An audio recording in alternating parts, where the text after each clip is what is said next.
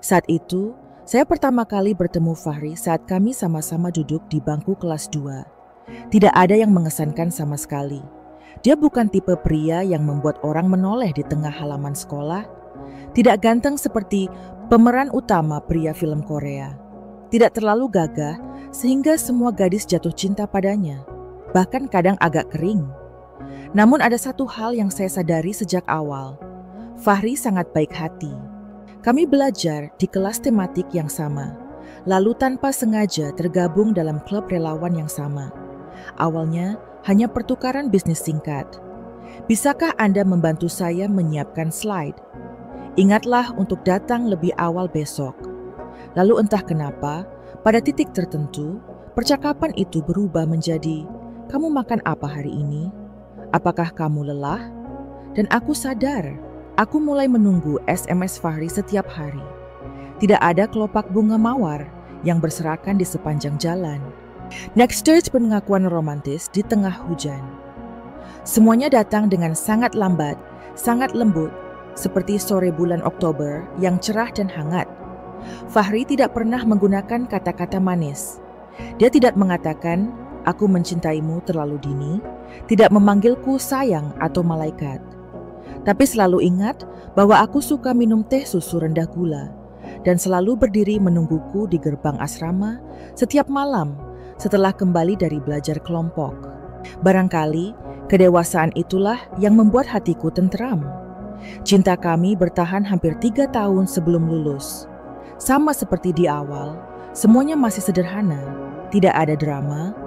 Kami jatuh cinta satu sama lain saat makan siang 25K, hari-hari belajar bersama untuk ujian di perpustakaan. Dan saat kami mendorong sepeda motor, kami kehabisan bensin di tengah jalan. Cinta itu memang tidak terlalu gemerlap, tapi itulah yang membuatku merasa cukup. Cukup bagi saya untuk berpikir, kalau suatu saat saya menikah, saya ingin menikah dengan orang seperti Fahri. Setelah lulus, saya melamar pekerjaan di sebuah perusahaan kecil dekat rumah saya, dan Fahri diterima bekerja di sebuah perusahaan real estate di Jakarta. Dia bekerja keras, menabung setiap sen. Lalu suatu hari, setelah kencan minum kopi di akhir pekan, dia memberiku sebuah kotak putih kecil. Di dalamnya ada cincin perak sederhana. Fahri tidak berlutut dan tidak mengatakan sesuatu yang mewah.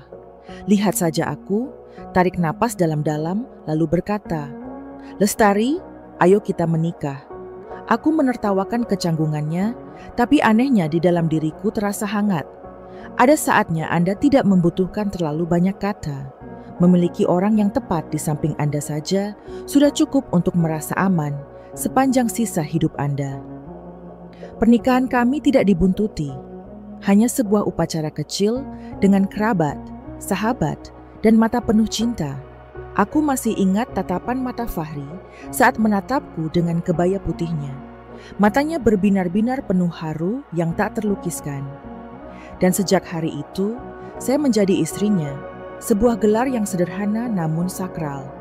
Setelah pernikahan, kami kembali pindah untuk tinggal di sebuah rumah kecil di Bekasi. Itu adalah hadiah pernikahan dari orang tua suami saya. Sebuah rumah kecil berlantai 2 yang indah dengan balkon yang cerah dan halaman belakang yang cukup besar untuk menanam beberapa tanaman dalam pot. Saya menyebutnya rumah pertama dalam hidup saya. Di masa-masa awal hidup bersama, kehidupan kami berkisar pada hal-hal yang tampaknya kecil. Bersama-sama kami mengecat ulang dinding ruang tamu, warna biru muda favorit saya. Kami berdebat sedikit karena saya ingin tirai berwarna krem dan dia ingin tirai berwarna coklat. Pergi ke pasar bersama di akhir pekan dan pilih setiap hidangan untuk makan malam. Ada malam hari ketika kami duduk di sofa tua, makan mie instan dan menertawakan komedi tertentu di TV. Kehidupan pernikahan tidak semewah di film, tapi saya merasa bahagia. Saya memilih menjadi ibu rumah tangga untuk sementara waktu, mengurus rumah dan mempersiapkan kelahiran anak. Fahri selalu menyapaku dengan senyuman saat pulang kerja, betapapun lelahnya dia. Dia tak pernah lupa membeli roti pisang goreng di warung ujung gang karena dia tahu aku suka memakannya di sore hari. Melihat ke belakang, saya menyadari kebahagiaan tidak terletak pada hal-hal besar. Itu terletak pada mata seseorang yang mencari dirinya sendiri di tengah kerumunan. Berpegangan erat saat melintasi persimpangan yang sibuk. Berbaring dalam tawa di sekitar nampan makan malam. Dan yang terpenting, terletak pada perasaan menjadi diri sendiri, namun tetap dicintai secara utuh. Ketika orang mengatakan cinta membutuhkan dopamin untuk hidup, saya pikir yang mereka maksud adalah momen kecil seperti itu. Emosinya lembut, namun cukup membuat kita merasa bersemangat dan melihat betapa berharganya menjalani hidup ini. Di hari aku hamil anak pertamaku, Fahri menangis. Dia meletakkan tangannya di perutku, terdiam cukup lama, lalu berbisik, "Aku akan berusaha lebih keras demi kalian berdua." Saat itu, saya tidak mengatakan apapun. Pegang saja tangannya dengan tenang, tangan familiar yang telah menemaniku melewati hari-hari cerah dan hujan. Kalau kamu bertanya kepadaku, mungkinkah cinta yang terlalu sederhana akan membuat orang bosan? Saya akan menjawab, tidak. Kesederhanaan itulah yang membuat orang bertahan paling lama. Sebab hati manusia selalu mencari tempat yang damai. Dan dulu aku berpikir Fahri adalah tempat damaiku. Aku tidak tahu apa yang akan terjadi. Tapi saat itu, aku yakin aku telah memilih orang yang tepat. Dia mungkin tidak sempurna, tapi dia selalu berada di sisiku dengan segala ketulusannya. Dan bagi saya, itu adalah awal yang berharga dalam perjalanan yang disebut pernikahan. Saat putriku, Rania, lahir, seluruh dunia seakan berhenti di saat yang dipenuhi air mata dan kebahagiaan. Fahri memegang tanganku di ruang bersalin, gemetar hingga telapak tangannya berkeringat, namun matanya tetap mantap. Saat tangisan Rania terdengar, dia menangis di hadapanku. Ia memandangnya, lalu berbalik dan berbisik, "Terima kasih Lestari, kamu melakukannya dengan baik." Saya percaya dengan pepatah, ketika seorang anak lahir, lahirlah keluarga baru. Dan itu benar. Di bulan-bulan pertama setelah melahirkan, meski kelelahan, saya tetap merasa menjadi wanita paling bahagia di dunia. Fahri mengganti popok bayi, mencampur susu, dan begadang di malam hari untuk membantu saya menidurkan bayi. Anda tidak sempurna, tapi saya melihat dengan jelas usaha Anda.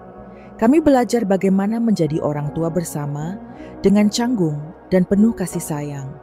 Rania tumbuh dengan sangat cepat. Setiap pencapaian anak Anda adalah kegembiraan kecil yang menerangi seluruh keluarga. Gigi pertama, langkah pertama, baba pertama. Fahri tetap bekerja keras, namun selalu memanfaatkan kesempatan berangkat pagi untuk memandikan anak-anaknya dan membacakan cerita untuk mereka setiap malam. Dan kemudian, tanpa tahu kapan, segalanya mulai berubah. Awalnya hanya perubahan kecil, sangat kecil, sehingga saya tidak memperhatikannya. Fahri mengatakan pekerjaan lebih padat atau lebih banyak proyek di luar jam kerja. Dia pulang larut malam, terkadang hampir tengah malam. Saya percaya, karena saya tahu pekerjaan yang Anda lakukan tidak mudah. Saya tidak ingin menjadi tipe istri yang menginterogasi dan mengontrol saya. Jadi saya dengan lembut mengatakan kepadanya, "Ingatlah untuk makan sesuatu sebelum pulang, jangan kelaparan." Namun kemudian, jumlah kedatangan yang terlambat meningkat. Frekuensi saya makan bersama keluarga telah berkurang. Rania mulai bertanya, "Di mana ayah, Bu? Kenapa ayah tidak membacakan cerita untukku lagi?" Aku tersenyum kecut, menepuk kepalanya dan berkata, "Ayah sedang bekerja, kamu tidur dulu." Saya tidak ingin ragu. Jujur saja, itu benar. Apakah orang yang hidup dalam kebahagiaan mudah percaya bahwa orang yang dicintainya berubah? Saya menghibur diri sendiri bahwa itu hanya sebuah fase, bahwa semuanya akan sama lagi, bahwa Fahri masih mencintaiku, masih mencintai keluarga ini. Hingga suatu hari, saat sedang mengambil cucian, saya memperhatikan kemeja putih Fahri berbau parfum yang aneh. Bukan aroma deterjen laundry yang masih saya gunakan, juga bukan aroma semprotan pewangi yang sering dia gunakan. Baunya feminin, manis tapi tidak kuat. Aku hanya terdiam sebentar, lalu melipat bajuku seolah bukan apa-apa. Namun sejak saat itu, hatiku mulai memperhatikan. Aku mulai mengingat saat dia pulang, bagaimana reaksinya saat aku mendekat saat dia mengirim pesan. Suatu chef Yamaskar-nya tersenyum tipis sambil melihat ponselnya, tetapi ketika saya mendekat, dia segera mematikan layar dan membicarakan hal lain. Aku pernah bertanya dengan lembut, "Apakah kamu baik-baik saja akhir-akhir ini? Aku melihat kamu sering pulang larut malam."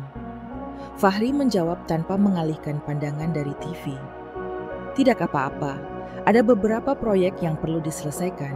Jangan berpikir omong kosong." Tidak ada yang salah dengan pernyataan itu. Tapi cara dia berbicara, matanya, jarak dalam setiap kata, membuatku merinding.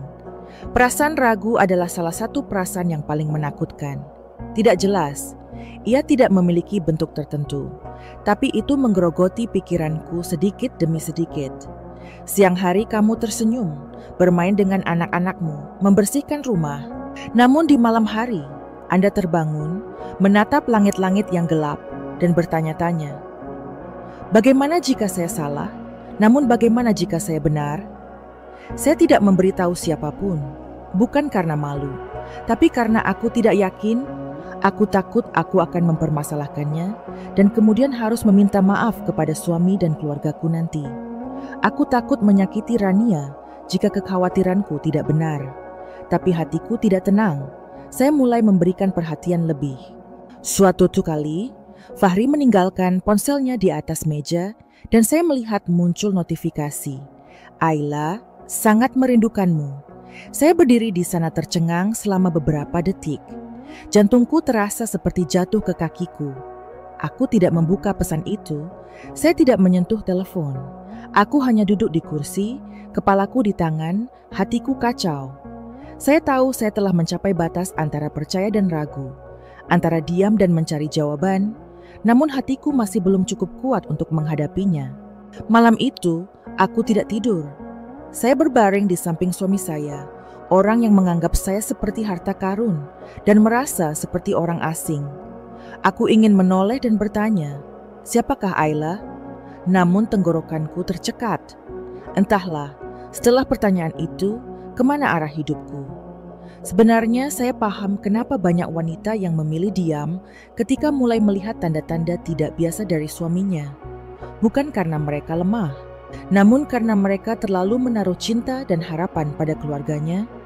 Dan ketika firasat mereka mengatakan ada sesuatu yang salah, mereka tidak tahu apa yang harus diselamatkan terlebih dahulu, hati mereka, kehormatan mereka, atau masa lalu yang indah. Saya juga. Aku sayang Fahri, suka caramu dulu menatapku, seolah tidak ada orang lain di dunia ini. Saya suka keluarga kecil ini, dan aku yakin kita akan berjalan bersama sampai akhir perjalanan. Namun malam itu, saat aku terbaring di sana, membelakanginya, aku paham. Cinta terkadang hilang, bukan karena pertengkaran, tapi karena keheningan yang tak seorang pun bersedia mengisinya. Karena kata-kata ingin diucapkan, tetapi tidak dapat diucapkan. Karena perubahan kecil yang terakumulasi secara bertahap, jarak antara dua orang tampak dekat, namun sebenarnya jauh. Dan aku mulai mengerti, mungkin cinta, jika tidak dijaga, akan diam-diam pergi, tak bersuara. Mungkin ada pemberitahuan sebelumnya. Hanya tidak ada lagi. Adalah suatu masa ketika aku hidup di dunia bermuka dua. Di satu sisi adalah ibu bayi Rania yang ceria, seorang istri lembut yang memasak makanan setiap malam. Dan di sisi lain adalah seorang wanita yang tidak bisa tidur nyenyak setiap malam karena keraguan yang semakin besar di hatinya. Entah kapan tepatnya, aku mulai mengubah pandangan dan nafasku setiap kali mendengar telepon Fahri berdering. Yang aku tahu, setiap pesan teks baru, setiap kali dia membelakangiku saat mengirim pesan, bagaikan pisau kecil, sunyi dan dingin. Aku tahu aku butuh jawaban. Namun bukan tipe orang yang menjawab dengan argumentasi, air mata atau tuduhan. Saya tidak ingin kehilangan kendali. Saya ingin mengetahui kebenarannya, tetapi untuk memahaminya, bukan untuk melawannya. Malamnya, saat Fahri tertidur, ponselnya terlepas dari sakunya dan jatuh ke kursi. Layar menyala dalam gelap. Nama familiar muncul, Ayla. Dan kali ini, aku tidak berpaling. Saya mengambilnya, tangan saya gemetar hingga sulit untuk menekan layar. Hal yang paling aku takuti akhirnya menjadi kenyataan. Pesan pertama yang muncul adalah foto. Ayla dalam balutan baju tidur berwarna pink disertai tulisan, "Aku akan menunggumu malam ini.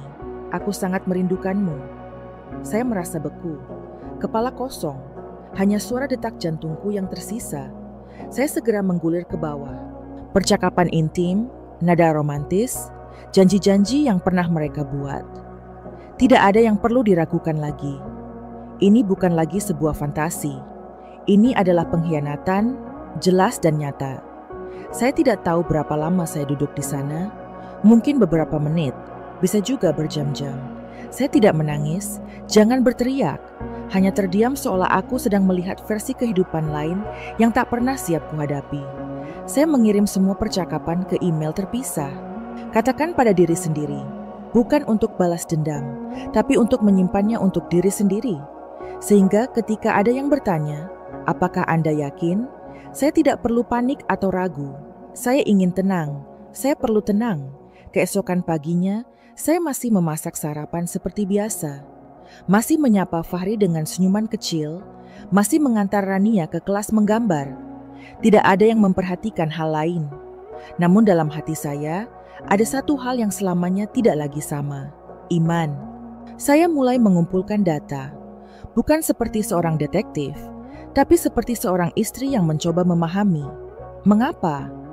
Aku mengecek kartu bankku, jadwalku, berapa kali Fahri dengan lancar berbohong tentang pertemuan kejutan. Saya diam-diam mencatat semuanya di buku catatan kecil. Tanggal, waktu, kata-kata, perasaan. Aku berpikir tentang ibu mertuaku, ayah mertuaku. Jika mereka harus menceritakan semuanya, siapa yang akan mereka percayai?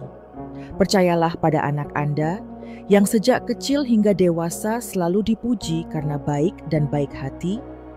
Atau percayalah menantu perempuan yang dulunya disayangi namun kini membawa kabar buruk bagi seluruh keluarga? Aku tahu aku tidak bisa melewati ini sendirian. Saya ingat Maya, teman dekat saya semasa kuliah. Dialah orang pertama yang kutelepon di suatu sore yang berangin saat aku tak mampu lagi menyimpan semuanya dalam hatiku. Suaraku bergetar, "Maya, aku yakin Fahri punya orang lain." Kami bertemu di sebuah kafe kecil yang familiar. Maya diam-diam mendengarkanku menceritakan semuanya. Jangan ikut campur, tidak ada penilaian. Saat aku mengeluarkan ponselku dan menunjukkan pesannya, mata Maya memerah. Dia hanya memegang tanganku dan berkata, "Aku di sini, kamu tidak sendirian." Saya tidak meminta nasihat Maya untuk tinggalkan atau maafkan saya. Saya mencarinya hanya karena saya membutuhkan seseorang untuk melihat saya dengan mata yang tidak menghakimi. Aku memerlukan pegangan yang cukup kuat agar aku tidak terjatuh di tengah kekacauan emosi. 2 hari kemudian, kami memutuskan untuk pergi ke tempat. Hotel yang menurut Fahri adalah tempat bertemu pelanggan. Maya duduk di sampingku di dalam mobil sewaan, kamera di tangan, jantungku berdebar kencang seperti drum. Kami duduk di dalam mobil selama lebih dari 1 jam. Saya hampir berpikir, mungkin dia tidak akan datang hari ini. Namun kemudian, tepat jam 8 malam, Fahri muncul. Dia mengenakan kemeja putih yang kuberikan padanya dan turun dari mobil bersama seorang wanita berpakaian merah. Mereka tertawa dan berbicara, berpegangan tangan dan berjalan ke lobi hotel seolah-olah tidak ada yang disembunyikan. Aku berbalik, merasakan sakit yang menusuk di kepalaku. Tapi Maya memegang tanganku. "Kamu melakukannya dengan baik. Sudah cukup, kami punya bukti." Kami mengabadikan momen-momen itu. Jelas, tidak diperlukan penjelasan, tidak perlu alasan. Malam itu, aku tidak menelpon Fahri. Saya tidak bertanya, Di mana kamu atau dengan siapa kamu akan pergi? Aku baru saja pulang, memeluk Rania dan tidur lama. Aku tahu, aku sedang dalam badai. Tapi saya juga tahu, saya tidak sendiri. Keesokan paginya, saya pergi ke resepsi hotel. Saya memarshda de perowanenskins. Saya tanya sebuah research. Saya menanya konfirmasi, apakah suami saya pernah menginap di sini? Resepsionisnya ragu-ragu, tetapi ketika saya menunjukkan foto itu, suara saya tercekat. Saya tidak butuh detail, saya hanya butuh kebenaran. Saya punya anak kecil, saya perlu tahu apakah saya dibohongi atau tidak. Akhirnya, dia mengangguk. Dia membawaku ke ruang keamanan. Layar itu dengan jelas memperlihatkan Fahri dan Ayla di berbagai waktu. Tidak ada keraguan lagi. Aku keluar dari hotel sambil memegang USB yang berisi video tersebut. Hatiku terasa berat. Tapi juga lebih ringan dari sebelumnya. Karena saya tidak perlu menebak-nebak lagi.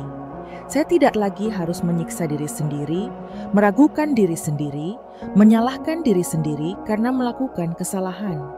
Sore itu, aku berdiri di dalam rumah, menyaksikan Rania mewarnai gambar keluarganya. Masih bersama ayah, ibu, dan gadis kecil di tengahnya. Saya tersenyum. Meski semuanya berantakan, aku tetap tahu satu hal. Aku harus kuat untuk putriku, karena aku, dan karena cinta yang pernah aku hargai, meski telah hilang oleh seseorang. Tapi aku tidak melakukannya. Aku tidak akan kehilangan diriku sendiri. Tidak lagi. Saya mempersiapkan pembicaraan itu dengan sangat hati-hati. Ini bukan tentang kata-kata, ini tentang tetap tenang. Sebelum berangkat ke rumah mertua, aku duduk sendirian di kamar, membuka kembali setiap pesan, setiap gambar, setiap video Fahri dan Ayla berpegangan tangan di hotel.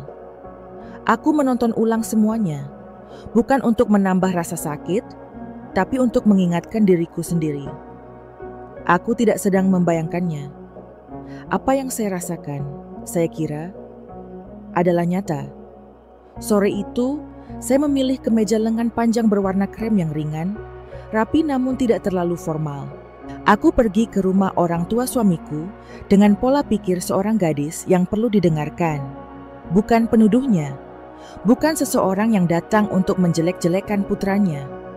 Bu Sari, ibu mertuaku, menyambutku dengan senyum tipis seperti biasanya. Lestari, masuk. Di mana Rania? Aku menjawab dengan lembut. Iya, aku menitipkan bayi itu di rumah nenekku. Hari ini, aku ingin datang dan berbicara empat mata dengan orang tuaku. Ayah mertua saya, Pak Wira, sedang membaca koran. Dia mengangguk, tidak banyak bicara. Kami duduk di ruang tamu. Aku meletakkan cangkir teh di atas meja, menarik napas dalam-dalam, lalu memulainya perlahan. Bu, Ayah, aku tahu cerita hari ini tidak akan mudah untuk didengar, tapi aku harap kalian mau mendengarkanku dulu, baru memberikan pendapatmu. Bu Sari mengangguk. Ada apa, nak? Saya mengeluarkan ponsel saya dan membuka folder tempat semua bukti disimpan. Pesan, gambar, bahkan cuplikan singkat dari kamera hotel. Saya memberi yang telepon kepada ibu mertua saya. Tangannya gemetar saat dia menelusuri setiap bagian. Matanya perlahan terbuka lebar, lalu menjadi mati rasa. Aku berkata sepelan mungkin, maafkan aku. Aku tidak ingin membuat ibu dan ibu bersedih. Tapi aku tahu kalau Fahri menjalin hubungan dengan wanita bernama Ayla. Aku mencoba memverifikasi semuanya. Bukan sekedar kecurigaan. Aku melihatnya dengan mata kepala sendiri, membandingkan tanggal dan waktu, bahkan punya video. Tidak bisa hanya teman atau kolega. Beberapa saat kemudian, Pak Wira angkat bicara. Lestari, kamu yakin? Fahri, dia tidak kelihatan seperti itu. Aku mengerutkan bibirku dan mengangguk. Ya, awalnya aku juga berpikir begitu. Tapi semua bukti mengarah ke arah yang sama. Dan aku terdiam cukup lama sebelum datang ke sini. Saya tidak berharap mereka langsung mempercayai saya. Namun saya berharap mereka akan melihat saya sebagai seorang gadis yang berusaha sekuat tenaga untuk melestarikan rumahnya. Tak disangka, kalimat ibu mertuaku berikutnya membuat hatiku tenggelam. Lestari, aku tidak membela Fahri, tapi kamu yakin tidak terlalu sensitif? Laki-laki kadang hanya sekedar hubungan sosial. Dan kamu, pernahkah kamu terlalu banyak di rumah? Kamu merasa kesepian, jadi kamu agak curiga? Saya tidak menyalahkannya. Tidak saat itu juga. Saya hanya merasa kecewa.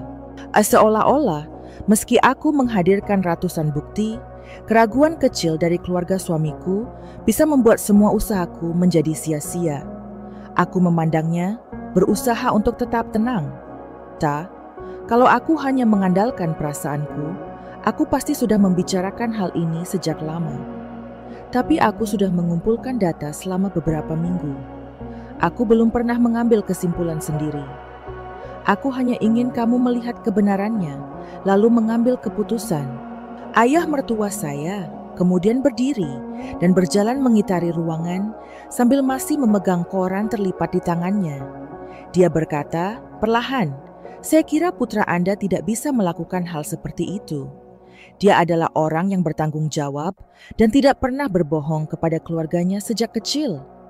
Aku menatap langsung ke matanya. "Ya, Ayah." Dulu aku juga berpikir seperti itu. Tapi aku tidak bisa hidup dengan aku berpikir seperti itu lagi. Ada saat yang sangat lama di mana tidak ada yang mengatakan apapun. Aku duduk di sana, masih memegang secangkir teh yang dingin. Hatiku dipenuhi berbagai macam emosi. Kecewa, sedih, tapi juga sedikit lega. Karena setidaknya aku berani menghadapinya. Bu Sari meletakkan teleponnya di atas meja. Suaranya pelan. "Pernahkah Fahri merasa kamu sudah tidak mempedulikannya lagi? Maksudku, sejak punya bayi, Lestari menghabiskan seluruh waktunya dengan bayinya dan jarang ngobrol dengan suaminya. Mungkin dia merasa hampa. Saya tidak bisa menahan diri lagi. Aku memandangnya dan berusaha berbicara perlahan. Aku begadang semalaman demi menjaga Rania. Aku berusaha menjaga rumah tetap rapi, memasak setiap hari, selalu bertanya tentang Fahri. Aku tidak mengeluh sepatah kata pun. Kalau kekurangan, aku siap menerimanya. Tapi kalau itu yang menjadi alasan Fahri berkhianat, lalu adilkah bagiku?" Mata Bu Sari berbinar, namun ia tetap diam. Aku berdiri, menundukkan kepalaku. "Aku minta maaf jika hari ini membuatmu sedih. Tapi aku perlu didengarkan, setidaknya sekali. Aku datang ke sini bukan untuk menjelek-jelekan suamiku. Aku hanya ingin mencari keadilan." Aku berbalik dan berjalan keluar pintu. Dan saat tanganku sudah memegang kenop pintu, suara ibu mertuaku kembali memanggil, "Lestari, maafkan aku. Aku perlu waktu untuk memahami hal ini sepenuhnya. Tapi kalau kamu jujur, aku berjanji, aku tidak akan tinggal diam." Aku berbalik, menatapnya, mengangguk sedikit. Saya tidak mengharapkan siapapun untuk segera memihak saya. Saya hanya berharap seseorang akan mengambil beberapa langkah ke arah saya, jadi saya tidak harus menjalani semuanya sendirian. Malam itu, aku pulang ke rumah dan menggendong Rania. Bayi itu tidur nyenyak, rambutnya berbau susu. Saya mencium kening anak saya dan berpikir, apakah ada yang percaya atau tidak, saya akan tetap move on. Karena jika aku tidak menjaga kebenaran, tak seorang pun akan menyimpannya untukku. Dan pada titik tertentu, saya yakin kebenaran akan cukup besar untuk berbicara sendiri. Dan hatiku, meski banyak goresan, masih berani menjalani perasaanku sendiri. Saya pernah membaca bahwa ada kebenaran yang, jika tidak diungkapkan, diam-diam akan membusukkan hati orang yang memegangnya. Dan aku memahami bahwa lebih dalam dari sebelumnya, seiring berjalannya waktu, hatiku tak lagi ringan, melainkan hanya dipenuhi pertanyaan-pertanyaan yang belum terjawab. Aku terlalu lama menyimpan segalanya untuk diriku sendiri.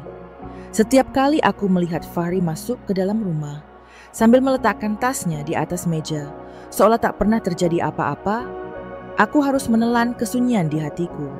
Setiap malam dia menelepon, mengatakan dia sedang menangani urusan perusahaan. Saya berpaling dan berpura-pura mempercayainya.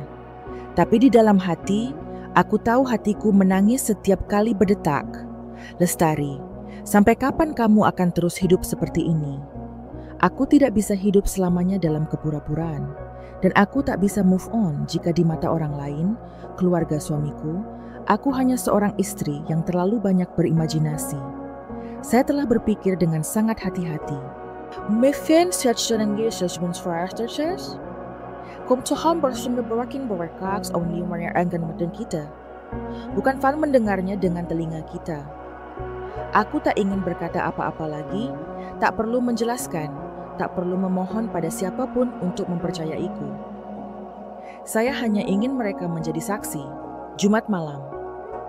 Aku memilih hari itu juga karena dari apa yang kulihat, aku tahu kalau Fahri dan Ayla biasa bertemu di akhir pekan, di sebuah restoran kecil di kawasan sebuah hotel mewah di pusat kota. Itu adalah tempat yang cukup pribadi, cukup tenang, namun tidak cukup mewah untuk menimbulkan kecurigaan. Aku mengirim pesan kepada ibu mertuaku, "Ta, Jumat ini aku mengajakmu makan malam bersamaku sebentar. Aku ingin kamu melihat sesuatu dengan matamu. Tidak ada penjelasan lebih lanjut. Jangan memohon." Itu hanya ajakan yang lembut, tapi mungkin dia mengerti, karena beberapa menit kemudian dia menjawab, "Bu, pergi." Saya pun mengirim SMS ke Pak Wira.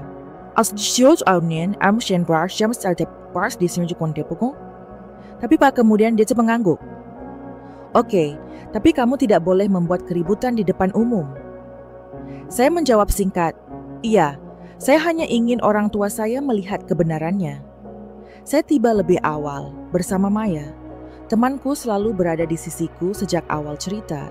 Kami memilih untuk duduk di sebuah kafe kecil di seberang jalan, di mana kami dapat melihat dengan jelas lobi hotel melalui panel kaca besar. Maya membawa kamera, bukan untuk menyombongkan diri, tapi agar bila perlu, saya bisa mengingat apa yang sudah terjadi, bukan lagi pembicaraan sepihak. Mertua saya tiba jam 7 malam. Mereka duduk di sebelahku, tatapan matanya masih sangat curiga, terutama ayah mertuaku. Aku tidak berkata apa-apa, hanya menuangkan teh untuk mereka, lalu dengan lembut menunjuk ke arah pintu putar lobi hotel. "Mari kita tunggu sebentar."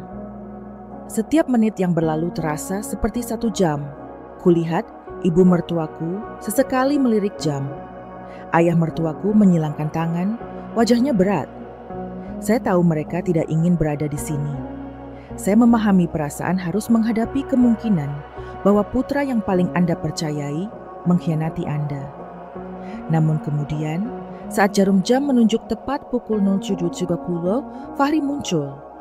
Saya mengenalinya dari jauh, tinggi dan kurus, berjalan agak cepat, mengenakan kemeja putih yang saya setrika untuknya pada hari ulang tahunnya tahun lalu.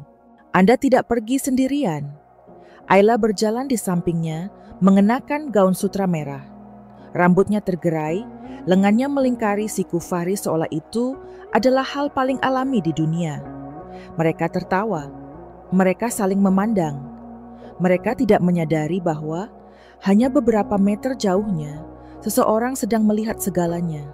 Saya tidak mengatakan apa-apa. Maya diam-diam mengklik kamera. Ibu mertua saya duduk tercengang.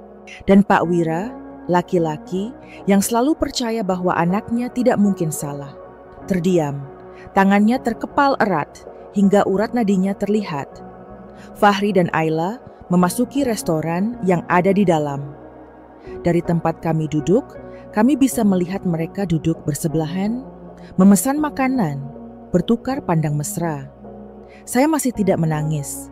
Tidak ada satupun air mata yang jatuh. Tidak perlu. Saat itu, aku menoleh ke ibu mertuaku dan berbisik pelan, "Ta, aku tidak akan berkata apa-apa lagi. Aku saja ingin kamu dan orang tuamu melihat dengan mata kepalamu sendiri. Jadi tidak ada yang perlu membayangkannya lagi." Dia menatapku, lalu melihat ke dalam restoran. Mata merah, bibir bergetar. Tidak ada yang mengatakan sepatah kata pun.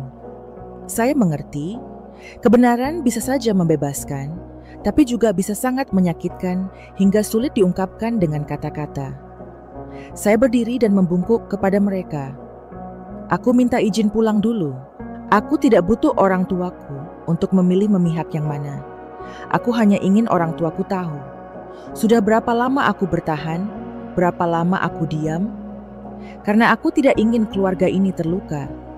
Maya mengikutiku. Kami pergi ke mobil dalam diam. Saat pintu mobil tertutup, aku bersandar di kursi dan menarik napas dalam-dalam. Ini tidak terlalu melegakan, tapi bagian tertentu dari hatiku telah dihilangkan. Akhirnya, kebenaran telah terlihat. Tidak ada lagi penolakan. Tidak ada lagi kata, "Kamu pasti salah paham." Malam itu, aku tidak menyalahkan Fahri. Aku tidak menyalahkan Ayla. Aku tidak tega lagi memendam kebencian terhadap siapapun. Pikiranku hanya tertuju pada satu hal. Besok, aku akan mulai berjalan ke arah yang berbeda. Sesampainya di rumah, Rania sedang tidur. Aku duduk di samping anakku, menatap wajah tembem itu, dan berkata pada diriku sendiri, "Ibu akan kuat. Ibu akan memulai dari awal lagi. Karena kamu. Dan karena ibuku.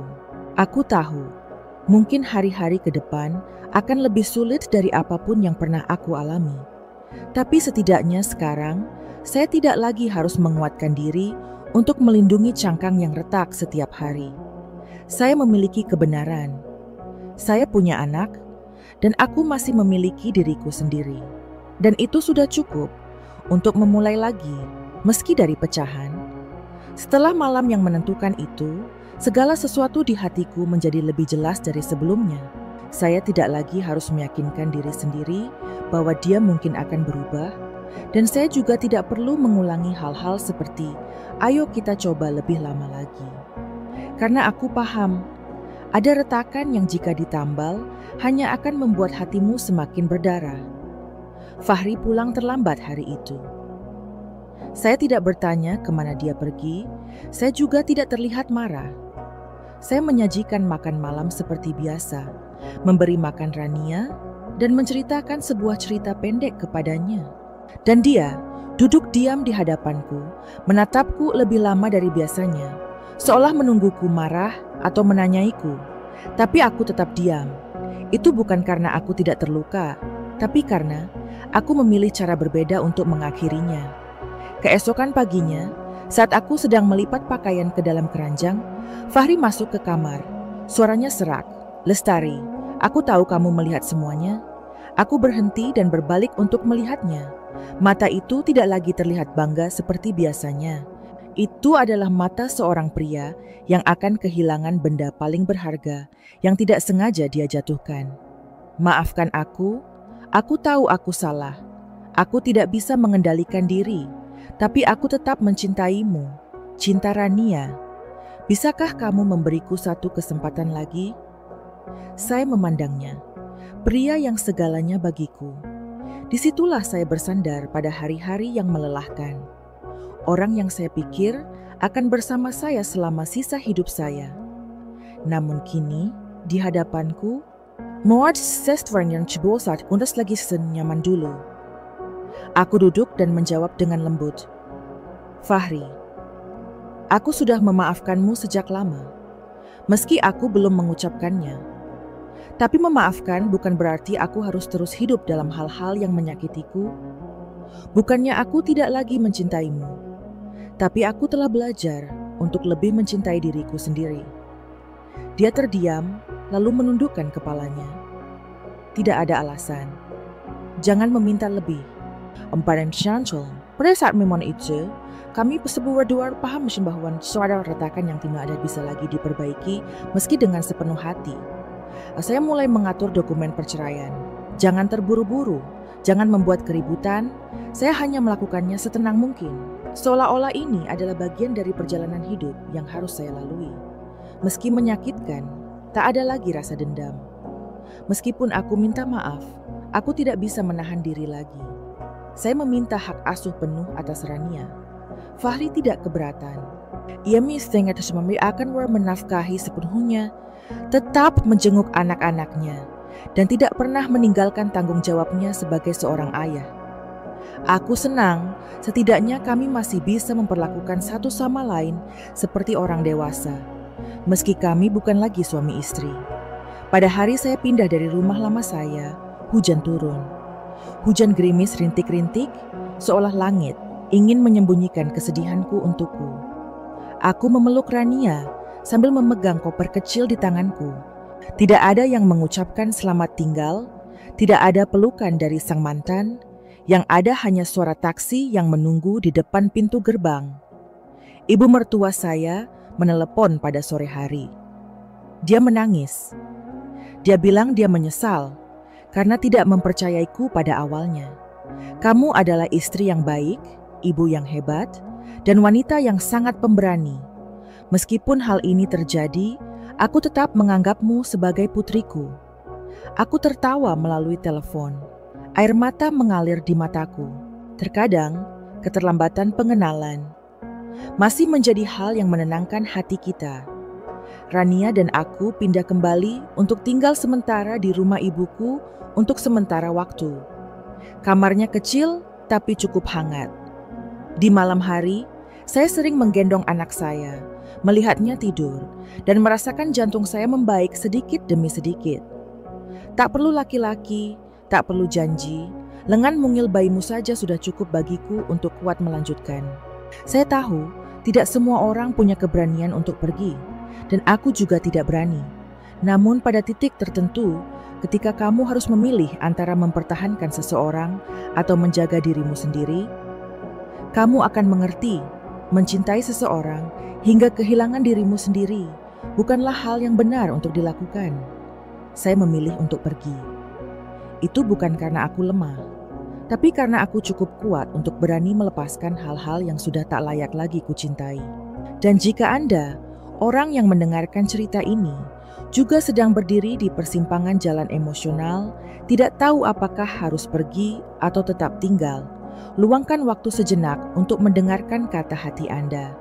Jangan bertahan hanya karena takut sendirian, dan jangan pergi hanya karena kamu marah. Pilih dari memahami diri sendiri. Karena ketika seorang wanita tahu bagaimana mencintai dirinya sendiri, dia tidak akan pernah membiarkan hatinya selamanya hidup dalam kegelapan.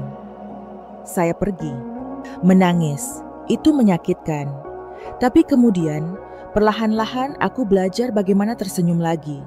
Senyuman yang bukan lagi menyembunyikan kesedihan, melainkan senyuman seseorang yang baru saja menyelamatkan dirinya dari tempat yang bukan lagi rumahnya. Aku masih mengingat dengan jelas perasaan pagi pertama setelah pindah dari rumah lamaku. Tempat yang penuh dengan kenangan, indah sekaligus memilukan. Sinar matahari masuk melalui jendela kamar kecil di rumah ibuku. Rania masih tidur di sampingku, pipinya bertumpu pada tanganku, napasnya teratur. Hatiku menjadi tenang.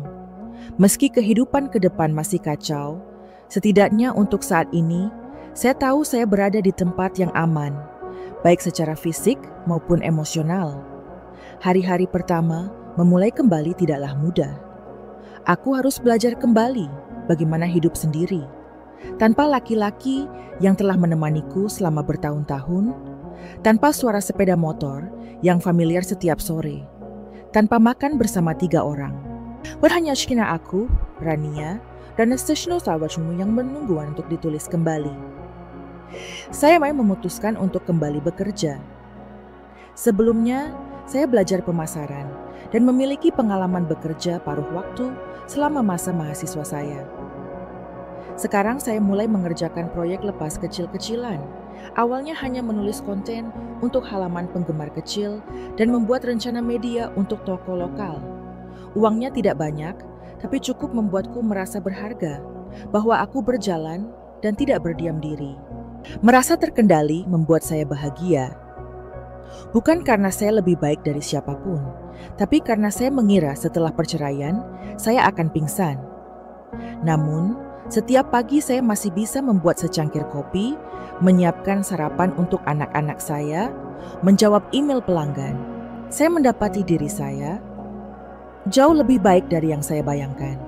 Suatu kali, saat mengajak Rania ke taman, Dia menunjuk pasangan yang mengambil foto pernikahan di dekatnya dan bertanya, "Bu, kenapa ibu tidak memakai gaun putih lagi?" Saya berhenti, tersenyum sedikit, dan duduk untuk melihat anak saya. Karena ibu pernah memakainya, dan sekarang dia memakai gaun ibu yang kuat. Saya menyadari bahwa putri saya adalah bagian dari alasan mengapa saya tidak membiarkan diri saya jatuh. Min soraf coba dalam king. Saya ingin Rania tumbuh dewasa dan melihat bahwa wanita tidak perlu bergantung pada cinta untuk bisa bahagia. Kita berhak untuk dihargai. Dan jika Anda harus memilih antara cinta untuk seseorang atau kedamaian Anda sendiri, pilihlah diri Anda sendiri terlebih dahulu. Lalu suatu hari, saya menerima pesan teks dari seorang teman lama, Reza. Dia satu universitas denganku, lembut, pendiam, dan selalu membantu semua orang di kelas. Dulunya kami dekat, lalu hilang kontak setelah lulus. Ia mengirimkan pesan singkat.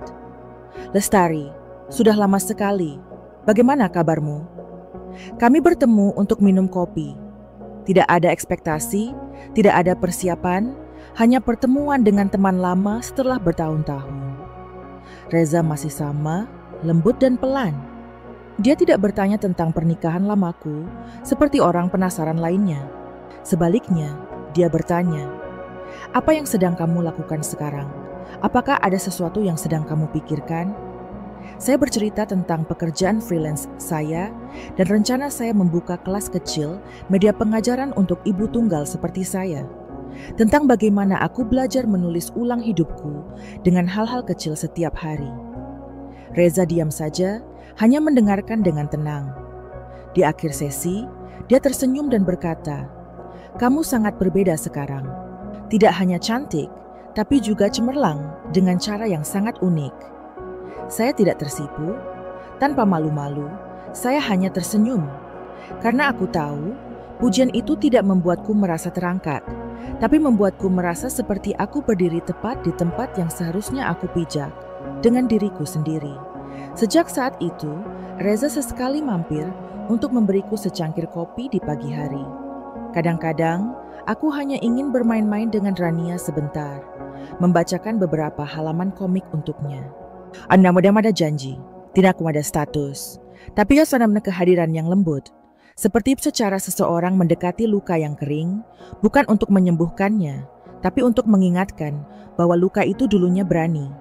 Saya tidak terburu-buru untuk membuka diri, dan aku tidak yakin apakah aku siap untuk cinta baru. Namun yang saya yakini adalah, saya tidak lagi takut sendirian, karena aku telah belajar untuk mencintai diriku sendiri. Saya menjaga diri saya sendiri, mulai dari tidur, makan hingga emosi. Saya berlatih menulis buku harian, melakukan olahraga ringan setiap pagi, dan membaca kembali buku-buku yang belum saya selesaikan. Aku tidak lari dari kesedihan, tapi memilih berdialog dengannya seperti seorang teman lama. Dan sejak itu, aku merasa hatiku lebih luas, lebih lembut, lebih indah. Jika Anda berada dalam momen seperti saya, antara rasa sakit hati dan harapan, saya hanya ingin memberitahu Anda ini. Jangan takut untuk memulai lagi. Jangan takut untuk pergi sendirian, karena jalan terindah terkadang belum beraspal. Namun Andalah yang akan menjadi orang pertama yang menginjakkan kaki di atasnya. Penutupan pintu lama bukan berarti akhir. Ini hanyalah pengingat. Inilah saatnya Anda membuka pintu baru, di mana Anda tidak membutuhkan siapapun untuk mendefinisikan siapa Anda, karena Anda sendiri cukup kuat untuk menuliskannya.